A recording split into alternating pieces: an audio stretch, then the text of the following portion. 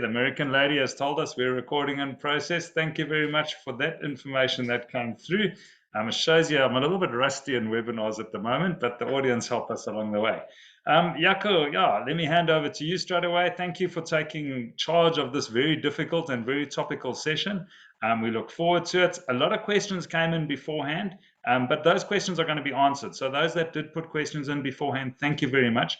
But we are going to be answering during the session, during the course of the presentation, those questions will be answered. So with that, I will hand over to you, Jaco. Yes, thank you. Thank you, Paul. Good afternoon. Thank you for attending this one. In the last week of the term, before the week before the last week, and suddenly it's the last week. So we're still waiting. I know some of you are asking, what about the directions? Have you received anything? No, not yet. The moment we receive it will be on our website and we'll alert you to it. So hopefully sanity will prevail and we'll reopen for the third term on the 26th, as is the 19th, but we'll keep you up to date. Okay, let's get into the detail. Let me go to the best way for you to see will be a speaker view. So if you go to your speaker view, or let me just get mine there as well. Go to speaker view and hopefully I'll be able to answer the questions as we go along this afternoon.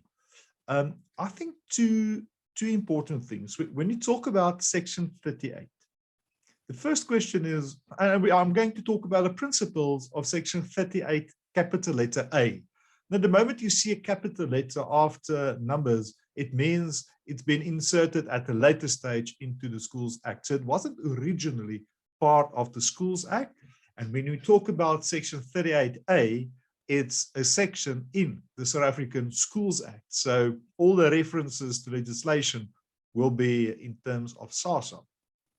Now, you may be a new member on the SGB, and you've been asking yourself the question, what on earth is this Section 38A, or the so-called Section 38A payment? What's it all about? What's the fuzz about it? And why a whole webinar just on one topic? Well, first of all, it's all about extra payment to departmental staff at the school. That's it. That's the long and the short of Section 38A. Can I pay or can I not pay? Now, it's abnormal because Section 38A, it's abnormal for one employer to say, I'm going to use your employee at another employer and I'm going to pay him. It's not my employee, it's still your employee, but I'm going to utilize your employee to do some work. That's absolutely abnormal. And that's why we struggle with Section 38A. It's a pothole or a hole or a red light that should go on the moment other people start to pay your employees and give them instructions.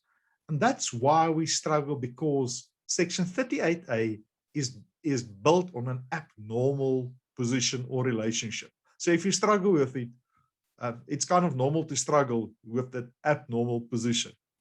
But I want to caution her right at the beginning. Andy Stanley said, we protect best what we value most. And I've seen bitter fights in schools about Section 38A. And then a fight is all about money.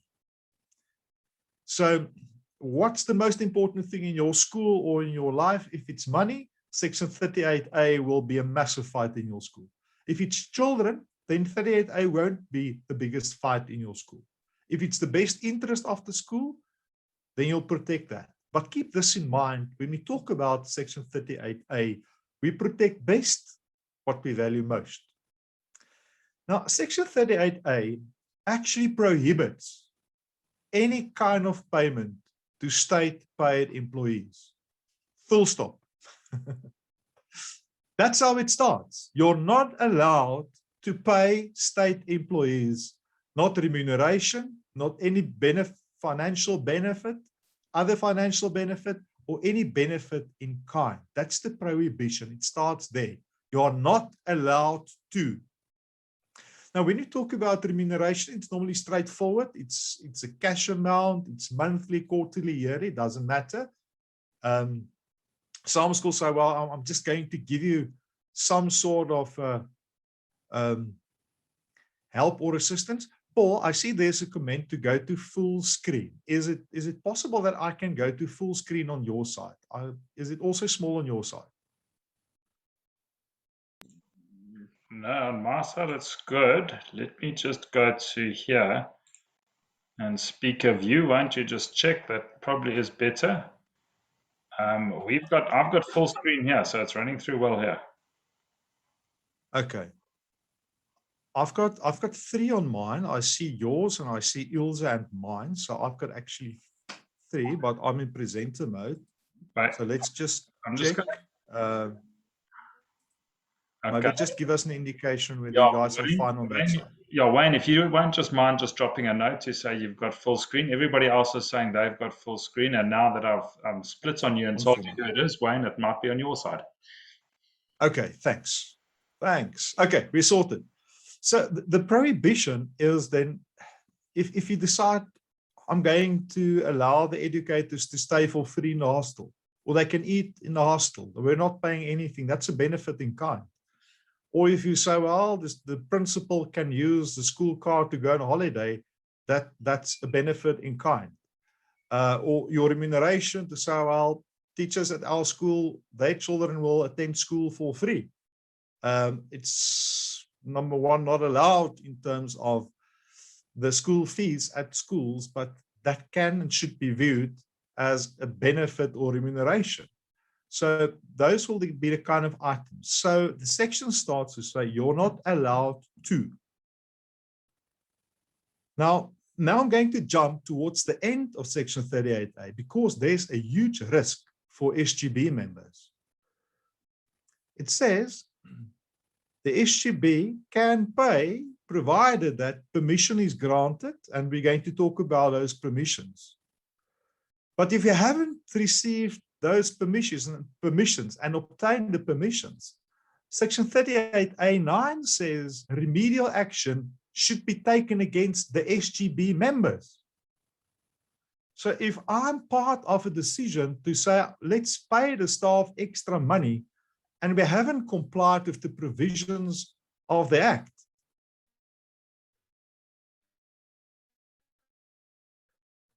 then all the members of the money back. They haven't received any money authorization.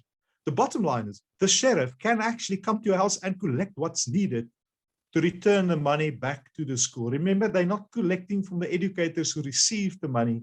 They're collecting the money from the people who made the payment, who allowed payment to go out. So if there are any SGB members in the audience, you should be alerted and wide awake now, because there's a personal liability for you as a governor. And just check on that slide. It's not limited to the parent members on the SGB.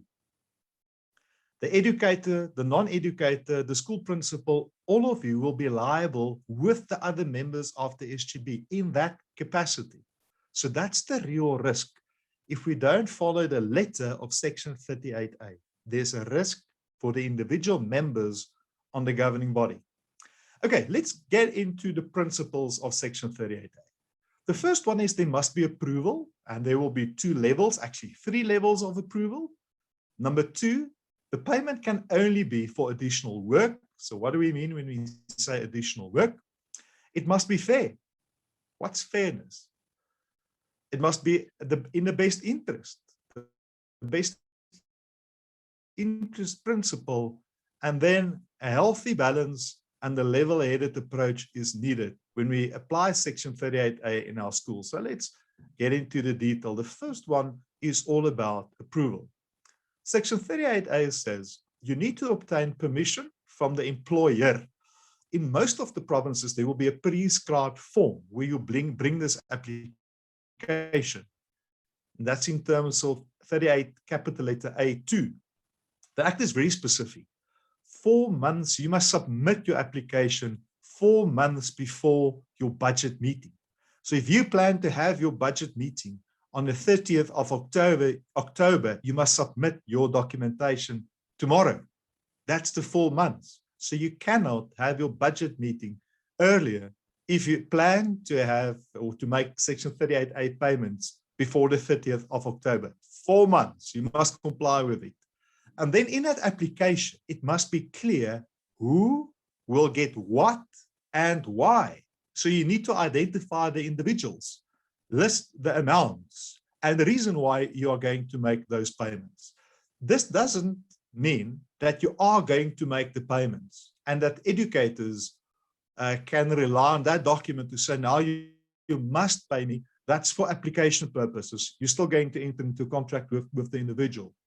So that's the second aspect that you need to address. Who will get what and why? And if you're an educator, Section 33 of the Employment of Educators Act places an obligation on you to also bring an application to your employer, to ask your employer, can I get additional remuneration? And that's got nothing to do with the application of the SGB. It's your responsibility. It's between you and your employer. Now, in the Free State, they've combined the two documents. So the SGB chairperson will sign the part on Section 38A, and then the educator will sign the part on Section 33 of the Employment of Educators Act. So that permission is actually a two-step or a two-process application. The SGB to the employer to say, can I pay your employees? And then the employee asking his employer, can I do extra work? Is it okay? Then the second approval is the approval from the parents, because you're going to use school funds to make the payment. Now, I've heard all the arguments. No, it's a fundraising activity. It's not school funds, or we use the money we get from a sponsor. The moment it's paid into your bank account, it's school fees. It belongs to the school. So then it's not something else. It is school fees. If you use school fees, and you can only use school fees for Section 38A, the parents must approve it at the budget meeting. And you cannot hide this item somewhere in your budget. You must get explicit permission in your decision-making process, how you minute the budget decision. Please use the FEDSAS draft resolution for that. It's on our website. But don't hide it. A parent can ask you, so how much are we going to pay the principal for next year? You should be able to answer that. Don't hide it. Tell the people we are going to pay 5 employees of the state additional money. That's why we are going to do it, and that's the amount we are going to pay. Be very open and frank about it. It should not be a secret. The moment that you don't want to tell people what you are paying, there's a huge red flag. Rooi lig. You should be very open and frank. If you're reluctant, ask yourself, why are you reluctant to share that information? So that's the two-stage approval system. Ask the employer 4 months before the budget meeting, and then the parents at the budget meeting.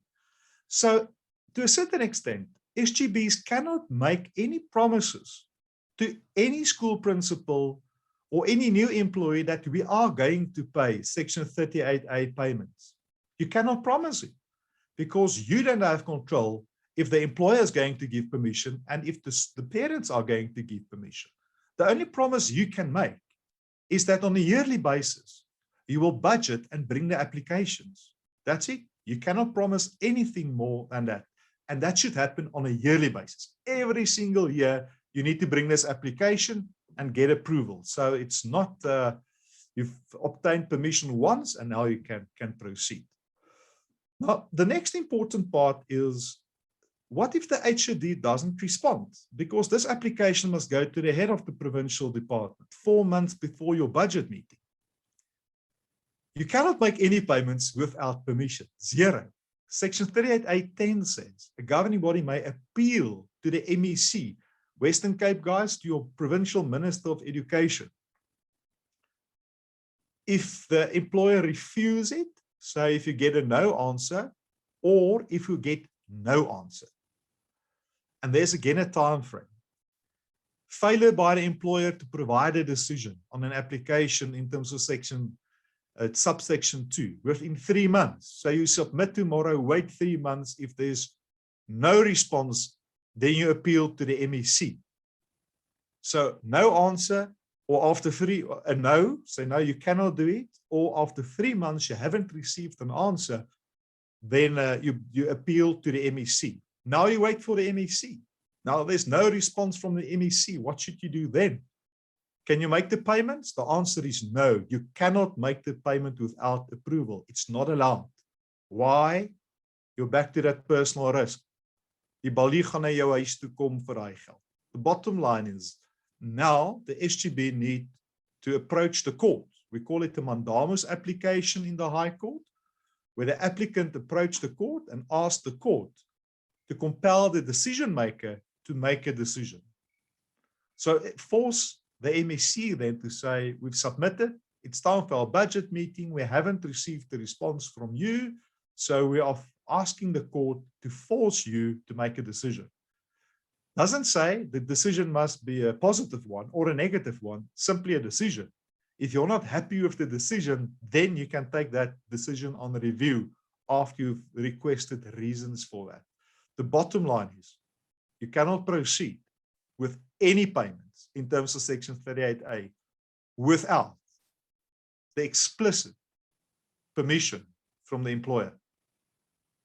I'm going to repeat this. You cannot accept if you haven't received feedback that approval is granted. It must be explicit. Why? There's a risk for you as a governor. So don't make any payments without the approval, bottom line. The second principle is additional work. The additional compensation in terms of this act can only be for additional work done. So you cannot, at the end of the year, thank all the staff members and give them a bonus. Is that for additional work? Have you applied for it? You cannot do it. So that will be illegal, and the sheriff can collect it at your home. The bottom line is, you need to plan for Section 38A. What are the additional work that will be done? What's the amount we're going to allocate? Is it better to use somebody internally? Or what are we going to pay if we use an external party? And 9 out of the 10 times, it will be better to utilize your own staff. And obviously, you can motivate that. Clear. Number 2, so it's only additional work. So if you cannot answer what you are going to do, then you cannot pay them for doing their work nice. That's why they get salaries from the state. Second one, the employer already paid the employees for services rendered at the school. They've received pay every month. The state employees will get their salaries promptly. The state employees will get other benefits as well, like the pension fund, the housing scheme, the medical aid, and so forth. It's, I think, a very decent payment. I'm going to show the figures a bit later. But we cannot pay state employees for work that have already been paid for. Next item. What are those services? There's a document called the Personnel Administrative Measures, PAM.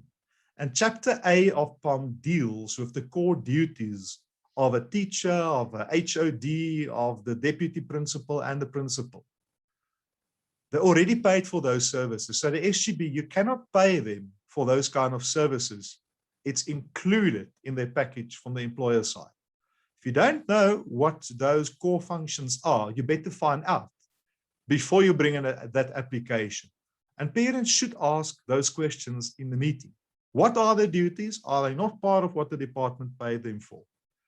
The next item is, you need to draft the contract. It's not an employment contract. The SGB will not be the employer. The employer is still the state.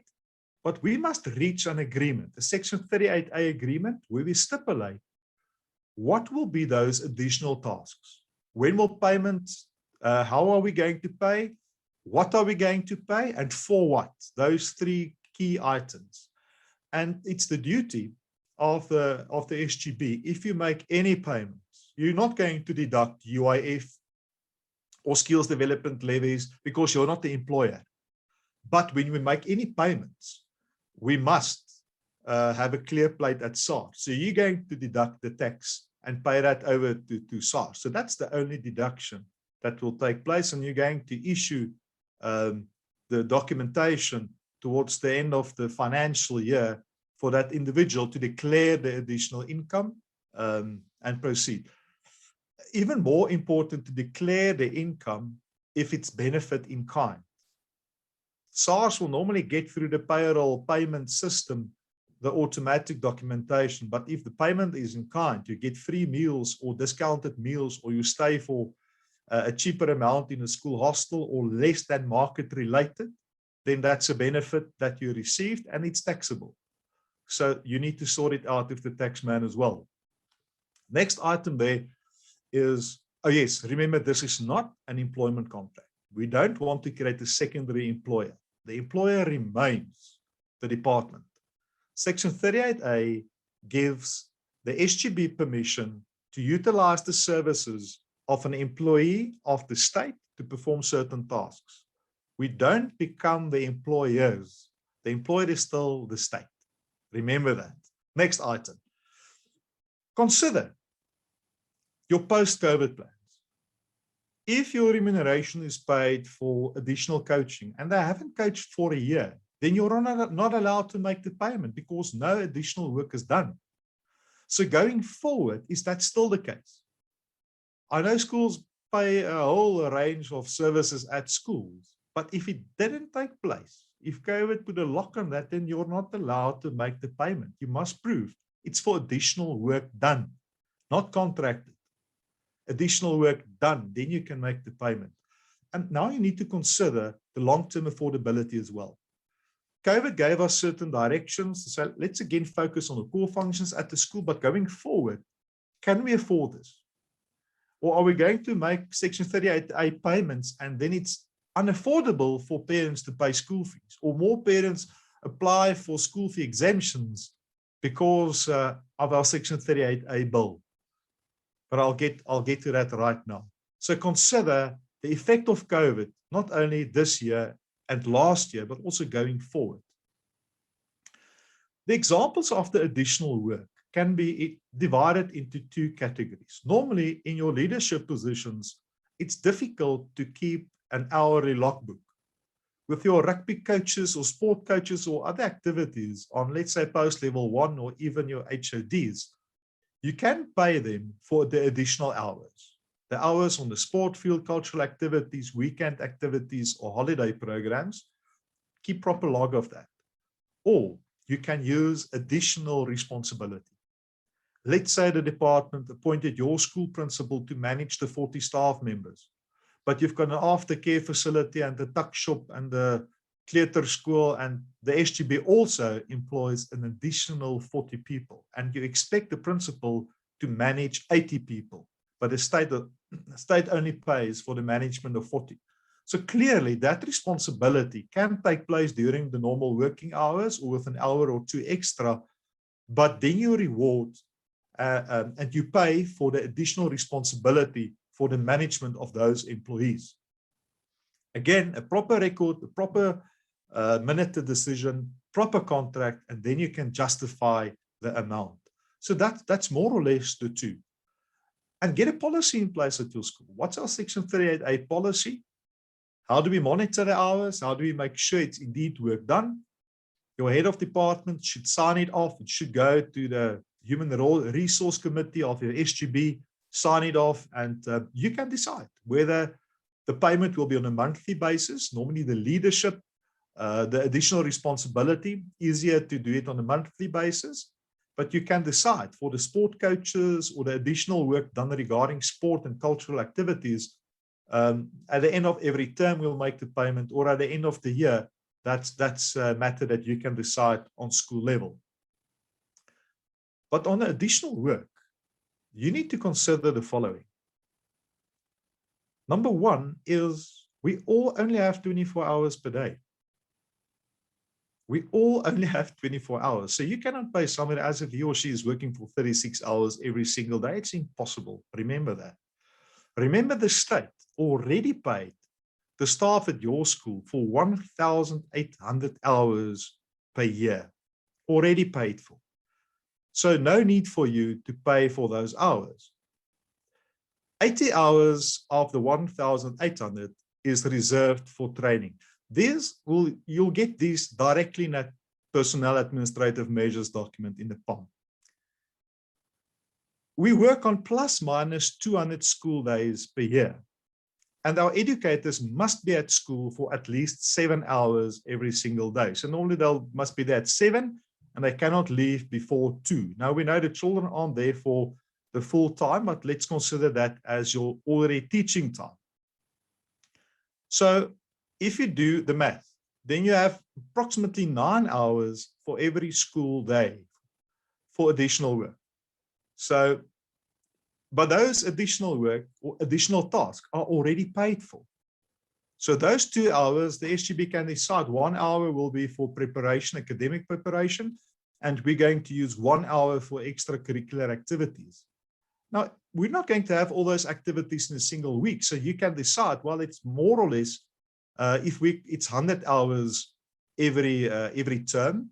And you can decide maybe 50 hours for academic work, and then 50 hours that's already paid for, and can do the math. Let the staff members complete a log and really see who's working more than 1,800 hours.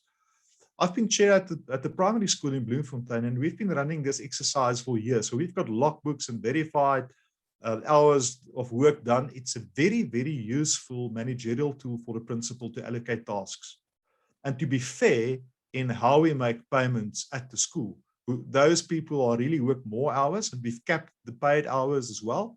So we're not going to pay more than 100 hours per quarter, because you need to live as well. We need to be fair towards the employee, his family, and so forth. But remember that's the real hours that's already paid for if you're a state employee. The third principle is the principle of fairness. Fairness towards the employer, fairness towards the employee, and fairness towards the school. As an SGB, we cannot interfere with the working relationship between the employer and his employee. There are certain tasks that must be done in terms of the contract of employment, and we cannot interfere in that relationship. We cannot deviate from the core functions. So respect the work and the hours already paid for by the state. So that's priority. Don't interfere in those core functions. Number 2, be fair towards the employee. The basis of the calculation, I think the net salary allows you to do an hourly calculation. And I think it will be difficult to motivate when you pay more, especially if it's an educator. I think the exception is more on your non-educators, where we work on a very lower basis. You may appoint somebody as an admin officer at your school to do the finances, but in reality, that person is a qualified accountant. Then the hourly rate will not really help you. Then you can look at the market related. But for your educators, it's a different story, because they are still educators. There is a suggestion, and it was part of the BELA discussions, to bring in a ceiling of 20%. Now, I think the 20 or 25 can work for the educators, but for your non-educators, the scarce skills, your accountants or the HR managers won't necessarily benefit from that. And I think we'll lose quality people in specifically those 2 categories. But be fair towards the employee on their time, their knowledge, the expertise, and the real hours they spend at school. Sometimes it's important for the SGB to tell the staff, go home. You have a family. We need you to be fresh, to be a good math teacher, because that's your first priority. Not to coach every single team in the afternoon and the evenings. We need to manage you as well. Or the principal, we need to look after you, be fair towards the employee, remuneration-wise, hours-wise as well. And then, fair towards the school. Now the question is, what's fair to the school? Is it fair for the school to cannot pay the other educators in the SGB posts because they pay 90% of the Section 38A money to 2 people in your school? Is it fair towards the school to simply increase the school fees because we must pay more? The staff members demand. Section 38A doesn't create any rights, doesn't. Don't have a right to receive Section 38A payments. It's not there. It boils down to affordability. And is it reasonable to ask that from your parents. Now, I know sometimes you think, yes, let's get all these smart coaches and professional players to come and coach the guys at school. As a parent, then we may get a brilliant technical rugby coach without any know how to work with our children. I prefer educators to work with our children when we do extracurricular activities. There's a special kind of bond that will be established outside the classroom that will influence the relationship in the classroom as well. It may be cheaper to pay more money to your staff than to get an outsider to do the same. But do the math. Work on the real projections there. Sometimes it's better to get an outsider, but do that based on fact. Again, affordability. Consider your bad debt. Consider the percentage of applications for school fee exemptions. Consider the area where the school is situated. Can you really justify that? The principle of fairness. Now, you may, before you make any payments to any state employee, you must know what that employee is actually earning. I'd like to know, and Paul asked the question, how much do you think is your principal earning? Paul, maybe you should just give us a few numbers there before I show that slide. I won't give you names. I'll give you numbers. It varied from 400,000. I think there was someone at 600,000. I would hope we're talking annually on that figure. And then there was another one of 50,000. I think there was another one probably of 350,000. So somewhere around about there. And that's the answer that we got from the audience. So that gives us a bit of a benchmark. Goodness, we've got church mouse. Church mouse principles. They're not earning. I'm going to shock you with this slide. Thanks, Paul. Appreciate it. You must know, if you're going to pay somebody additional money and additional tasks, what are they earning? And what I'm showing you now is not a secret. It's not like the KFC recipe or something like that. You can find this on the internet, on the website of the department, on the website of the unions. And that's the salary structure of our staff working at the school. Now, I focused only now on our educators. You'll get the same for the non-educators. You should know where your staff are. Now, let's start with the educators. You get RQV 13 educators. It's only undergraduate. 14, it's a postgraduate degree, and they'll start. Let's start with RQV 14, that educator. The entry level is 278,000. That's the entry level. And based on the years of experience and progression and so forth, the maximum amount you'll earn in that bracket is 621,000. That's a lot of money. You'll definitely not get the same kind of payment in the private sector. Your senior teachers and master teachers, there you see the amount. Your HOD, the entry level is 364,000, close to 347,000, with the maximum 864. So you need to verify, and it basically works on, that's the entry level. You've been there for 5 years, and you can work out the scales. It's not a secret. It's not a secret. Look at your deputy principal. The minimum is 413, going up to 935, again, depending on the years of service and so forth. Your principal, and that's a bit more tricky. You need to identify that based on the size of the school, it will determine the P number. If it's a big school, you will be on P5. If you're a medium school, P2, P3, a small school, P1. Now, let's look at the big school, P4. You'll start at 570,000, and the maximum will be more than $1 million. So you need to talk to your staff members to say, okay, let's get on which bracket are you? We know you're a post level 1, so you must be between that amount and that amount. Verify, and then you can work out what they earn. But I get the idea that very few SGB members actually know what the staff members are earning. We simply pay the school principal because there's a message out there that the state doesn't remunerate their employees well enough. Know what they earn, be fair towards the employees, do the calculation, be fair towards the school, and then you determine the outcome. And if you use this, then it will be very difficult to justify why you pay 2 million extra to the school principal when he's already earning R1 million. Also the other way around. Can you really justify all the work you expect the principal must do and manage all those extra businesses, and you only pay, let's say, 2,000 a month to manage 5 different entities and the hostel and all the extra staff? The principle of fairness. So you're not going to get an amount out of me today, but a plea to be fair, to know the bracket, the remuneration, work out the hours already paid for, work out the real hours and the real work that's expected, and then work out a fair remuneration. And if you do that, then you shouldn't be ashamed to share it with your parents. It shouldn't be ashamed to share it with the staff. It shouldn't be a secret. Let me repeat, it should not be a secret. The fourth principle is the best interest. And there you see the logo of the Institute of Directors, and they're the custodian of the King document, the King Code on Good Governance. So the best interest of the school. Now, it's an overarching principle of good governance. As the custodians, SGB, you stand in a position of trust towards the school, number one, not towards the school principal or the staff members, towards the school first.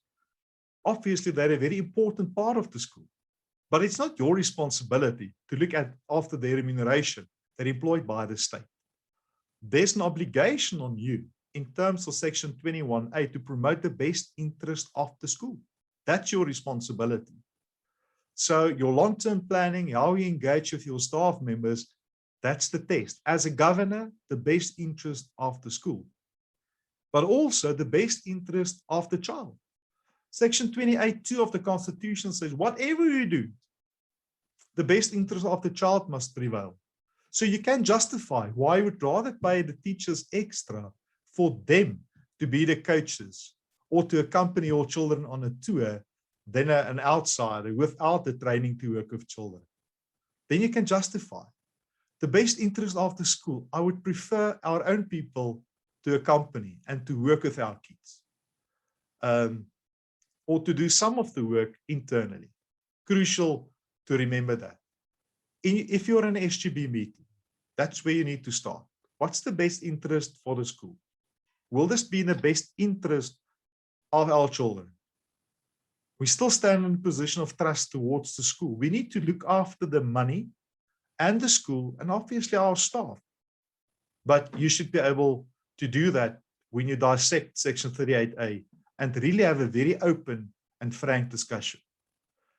This is sometimes a very, very difficult discussion because suddenly you're touching the pockets of the staff at the school. Now, what guidance do we have when you start with that discussion? Those of you who have attended the induction of the SGB would recall this one. That virtuous cycle of respect, trust, and openness. And that's how we should tackle Section 38A. Let's talk to one another. I trust you to perform those functions. Or principal, trust the SGB that if you give them the information, they'll be able to make a proper decision. Tell them, these are the additional work I'm supposed to do. I'm only paid for 1, 2, or 3. But that discussion should take place with the necessary respect. As professional people, best interest of the school. And in this discussion, be very open. Principals, you cannot be part of discussions about your salary. Excuse yourself. You can be part of the discussion of the other staff members, but when it deals with your own pocket, then it will be difficult to be part of that discussion. You've got a conflict of interest. Likewise, the other staff members as well. So get a committee to work on this. Your HR committee, focus on Section 38A, get a policy, get a process in place, and be very open how you deal with it. The last principle is the healthy balance and the level-headed approach. After all is said, remember, Dion Rousseau from the Ethics Institute said, governance is all about preventing good people from doing stupid things. Money can literally end a career of a school principal or a deputy principal if it's not done correctly within the framework of the Schools Act and payments to an individual in terms of Section 38A. if you follow the Zondo Commission and you've listened to the evidence on what's happening out there, it's sickening. So as governors, we need to create the structure and the process where our staff members will work safely within the boundaries. That's what we're going to do. That's how we proceed. That's how we make the payments. That's how open we are about this on a yearly basis. Let's protect the good people in the education sector from doing stupid things. That decision is not a decision of the school management. It's a governance decision.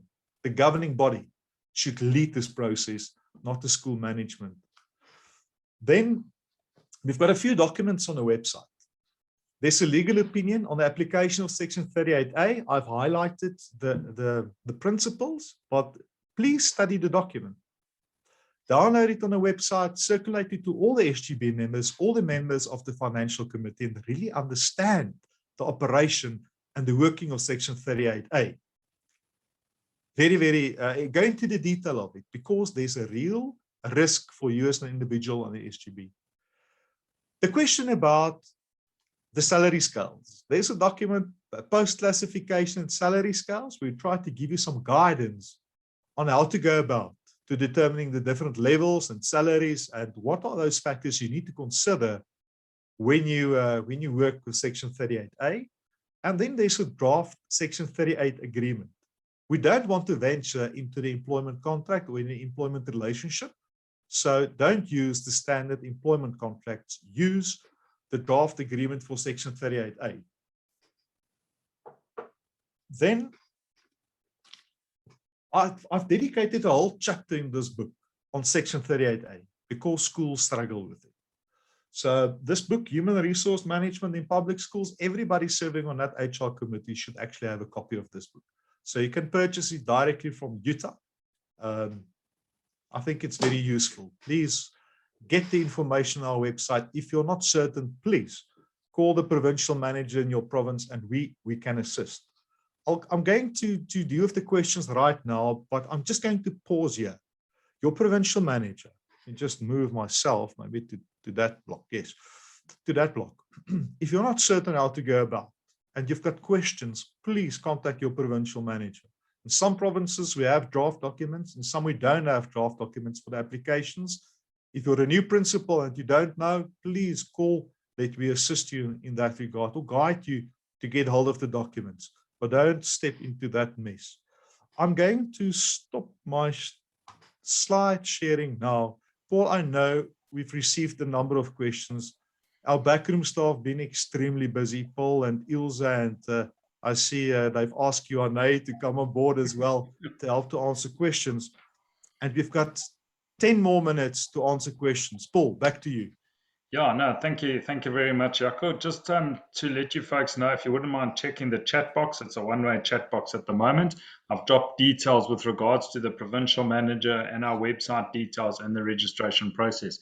And then I'm going to ask Ilse just to share on her side, if she could bring up the screen with the questions that have come through. Some of them, folks, you will see we have answered already. You must just understand there's a whole lot of questions that have come through, and we will try and take them as we go through. If we do not get to them, please can you get hold of your provincial managers. I think I'll repeat what Jaco says. Provinces have got different processes. The law is all the same, but there's a slight different process in the application of it, and provinces do vary from province to province. So it is important to get hold of your provinces. Yeah, let's just take it from the top and work down through the process.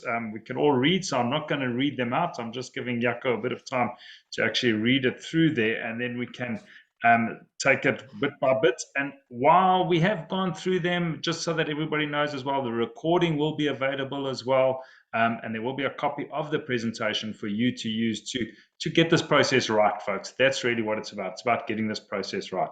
Jaco, from the top, let's take them down. Okay, thanks. That first question was submitted. Things changed during the year. Yes, like last year and like this year. So then you need to amend. Obviously, you're not going to make the payments if the work wasn't done. But the problem is, let's say you start a new program and you haven't applied for Section 38A payments. You cannot do it during the year. That's our problem with Section 38A as it's published now.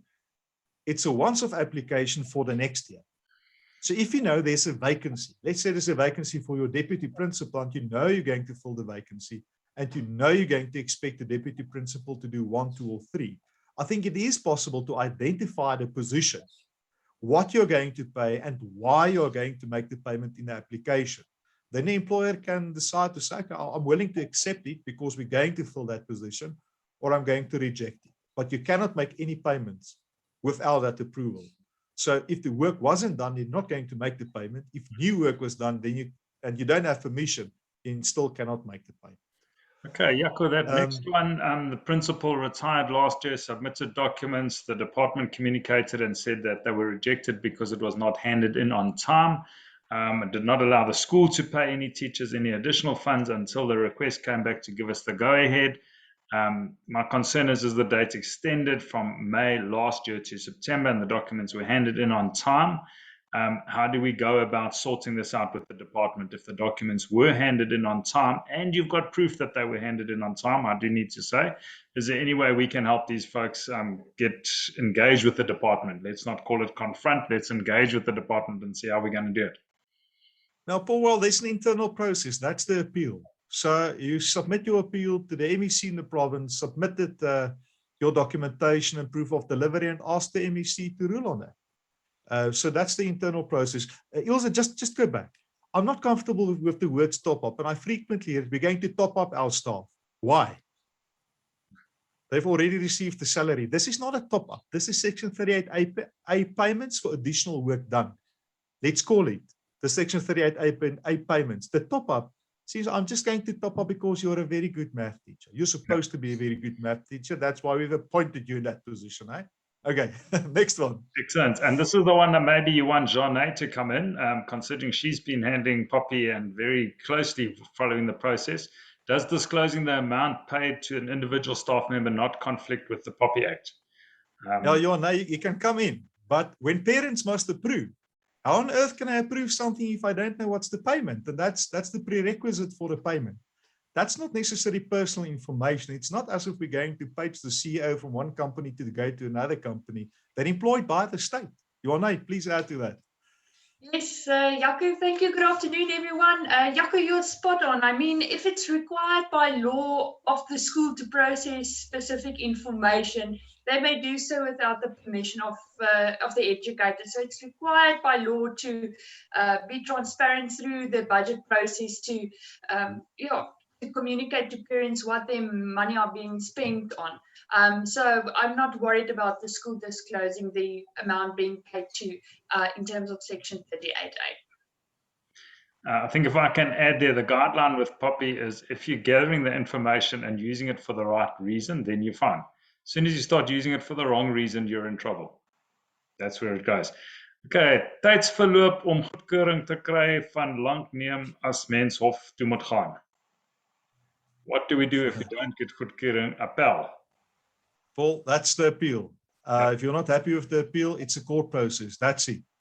Remember, it's not, you cannot bring an urgent application to say we don't have a teacher in front of the classroom. These people are already paid for by the state. So if there's no teacher, then we can bring an urgent application and justify it. But to Section 38A, it's additional work. The principal can just say, okay, if you're not going to pay me to manage your aftercare and so forth, then and you want to operate and want to run the operation, then the options are there for the SGB to say, okay, then we're going to appoint a manager for that center and we're going to pay more or whatever. So you cannot make payments without approval, full stop. Okay, there were 5 questions, I think, that came from this gent. Thank you very much. The SGB stopped payments. Are there consequences if someone other than the SGB resumed the payment without the SGB approval? What happens to the payments that have been paid? I'm not quite sure about that position. Maybe we can take this discussion offline, but the bottom line is payments for Section 38A can only be made by the SGB. That's it. If it's funding by an external, it can be regarded as a donation. But I would rather put everything through the school books and be above board than make payments below the table. That can be dodgy and sketchy. Remember, SGB members, there's a personal liability. Follow the letter of the law. The question about we couldn't pay last year. If there's not sufficient money to pay, then you cannot make payments. But if the work was done and you've got more money this year, then you still owe your staff members for that year. So that is money owed in terms of the agreement between the parties. If you can prove the work was done, we didn't have sufficient funds, but now we're going to, so then it's not really a back payment. Then we're going to pay you what you've earned. And we've agreed. It was difficult. So we need to take a break now. We cannot pay. But there's an undertaking. The moment we have money, we'll make those payments. Then it's by agreement. So in that sense, yes, it's possible, provided that you have the permission, that you've obtained the permission from the employer and from the budget meeting. Sports coaches, maybe let's just scroll up there a little bit. I know there were a few more with regards to extra class on sports coaching. They were coming through, and then won't you scroll up a little bit more? There's another one with regards to sport. Paul, let's talk about the principle of extra classes. One should, and school principals, there you need to be managers, very good managers. Why do you need extra classes? Is that not something that you're supposed to do during your school hours? Is that not something we can do with the 1,800 hours? To a certain extent, I think it should be part of your core teaching duties and responsibilities. If it's really totally extra, then it should go through a committee of the SGB, consider the hours, the merits, and so forth, a good sound motivation for that. And then you can make a case out. But again, look at the slides, 1,800 hours already paid for. Why don't you utilize those hours for extra? You've got 2 hours every single day already paid for. Decide how to utilize that. If it's somebody totally outside, if it's not an educator, then Section 38A is not applicable. Yeah, let's go to sports and the extracurricular PAMs in sport. I want to answer that question about sport. Not that we're playing sports at the moment, folks, just to remind you, but how do we handle those sport coaches, those sporting facilities? And I think, let me just remind you, don't employ a maths teacher because he's a good rugby coach. If you need a maths teacher, you must employ a maths teacher. True. Paul, yes, your extracurricular activities are part of the duties in terms of PAM. So you can use your staff, the 1,800 hours that's already paid for. So whether it's for rugby, for sport, for cultural activities, for academic activities, it doesn't matter. So your school principal can manage those hours. So that's part of your job at the school, already paid for. So no teacher can say, I refuse to do 1, 2, or 3. If it's part of the extracurricular activities at the school you're already paid for, and you refuse to do that, then a principal can just follow the disciplinary process, or it's part of your contract. Then you must. Okay. Also, I don't know if you'd like to scroll down. I think we've answered some of those, maybe not directly, but I think in discussion. I just want to add, maybe let me just check the box. Jaco, if you wouldn't mind just checking the Q&A box to see if there's anything that we can pull from there. I just want to add a little bit experientially from my side is when Jaco talks about being fair, it's being fair to the school as well, being fair to the school budget. I've had occasions where we've dealt with schools, no names, nothing mentioned, where Section 38A payments were being made illegally and the school wasn't paying their normal bills and their normal operations. And then you've got to really look at it. So it's to be fair, not just to the staff that are getting that Section 38A, but also fair to the school budget. I think that is really important, that we do have a look at that and make sure that you're fair to the process, as Jaco has described, going through those principles. Jaco, I don't know if you want to pull any out there from the Q&A box. Folks, I do apologize if we haven't got to all the questions. Please get hold of your provincial managers with the details. They will be able to provide you with understanding. Some of them are on board here today. We are running close to time. Jaco, I don't know if you just want to pull 1 or 2 of those out that we maybe didn't discuss that we need to go through. I see Werner just indicated we haven't answered the question. Let me just read. It's in Afrikaans. Want tydsverloop om goedkeuring te kry kan lank neem as 'n mens hof toe moet gaan. Kan 'n mens daarom nog vir artikel 38A begroot in jou begroting vir goedkeuring? Yes, Werner. Ja, sorry ek het daai heeltemal gemis. You can still budget and then tell the parents at the budget meeting, we're still waiting for approval, or we're locked in a dispute with the employer about the approval, but I'm going to present this and you can include it in your budget. At least then you fulfilled one of the requirements, then you just wait for the other. Werner, jammer ek het daai gemis. Ek hoop ek het hom nou geantwoord. Paul, yes, there's still a lot of questions, but I would like to encourage everybody, get that legal opinion on our website. There's a lot of ifs and buts and so forth. Follow the principles, read that legal opinion. If you still struggle, phone us. Great. Thank you very much, folks. I'm going to just finish off by just putting our provincial manager's details back on the screen, just so that you can get them. I'm not going to talk about the training that's coming up next term, because at this stage we're a little bit undecided when the next term is going to start with all considerations. But I am going to put on the screen that you can get hold of our provincial managers so that you can get their details and can get in touch with them. Thank you for your attendance today. You should see that popping up in front of your screen now. Let me just check that I've got the right one in place. Thank you for your involvement today. All the best in the next week of uncertainty, and it will get more certain as time goes by. But there are the details. We got in those messages. The messages have come through there, the details of our provincial managers. All the best, and maybe let me just hand over to Jaco, because he seems a lot more relaxed now sitting there for the final word. I didn't expect to come back for a final word, so I'm just showing that we're not in studio, we're at home doing the work. Thank you for attending. The mere fact that you've got questions about Section 38 means that you care enough to get the right answers. Remember, there's a real risk, but there's also a lot of benefits if you can apply the principles of Section 38 correctly in your school. I do believe the best people to work with our children will be our own educators. Trust your staff, be fair, but be very careful for the shortcuts. Thanks, Paul. Have a nice afternoon. Thank you very much. Thank you, everybody.